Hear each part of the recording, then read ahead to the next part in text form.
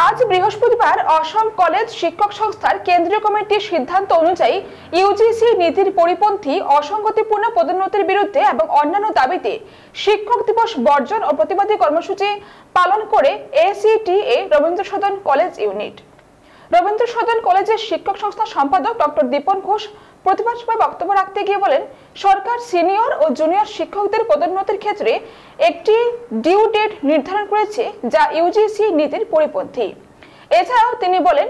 Amps বাতিল করে পুনরায় ওপিএস চালু করা, পিএইচডি ইনক্রিমেন্টের ব্যবস্থা করা, সময় মতো ফিক্সেশন করা, মিউচুয়াল বদলির ব্যবস্থা চালু করা ইত্যাদি দাবির সপক্ষে বক্তব্য রাখেন। এছাড়াও এদিন একটি দাবি সম্বলিত স্মারকপত্র স্বাক্ষর করে অসমের মুখ্যমন্ত্রী ও শিক্ষামন্ত্রীর কাছে ইমেল যোগে পাঠানো হয়। এদিনের প্রতিবাদ কর্মসূচিতে উপস্থিত ছিলেন এসিটিএ রবীন্দ্র সদন কলেজ ইউনিটের সভানেত্রী অধ্যাপিকা শ্রাবণী দাস সহ অন্যান্য সদস্যরা। আজকে আমরা রবীন্দ্র সদন কলেজের আসাম কলেজ শিক্ষক সংস্থার এসিটিএ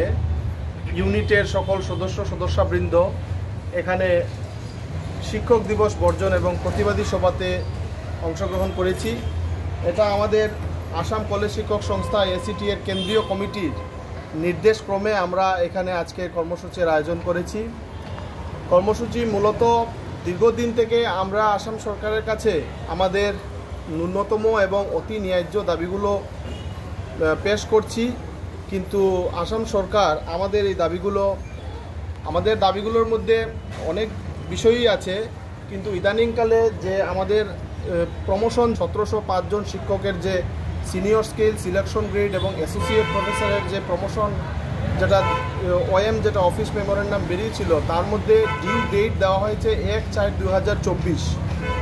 কিন্তু এটা আমরা দাবি করছি সেটা প্রত্যেক যে ইন্ডিভিজুয়াল যেটা টিচারের ডিউ ডেট সেটা দিতে হবে, না হলে অনেক সমস্যার সম্মুখীন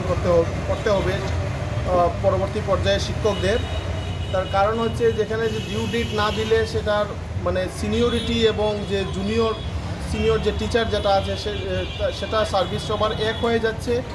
এবং সেই জন্য আমরা এই আজকের ডিউ ডেট থেকে প্রমোশন এবং ফিক্সেশন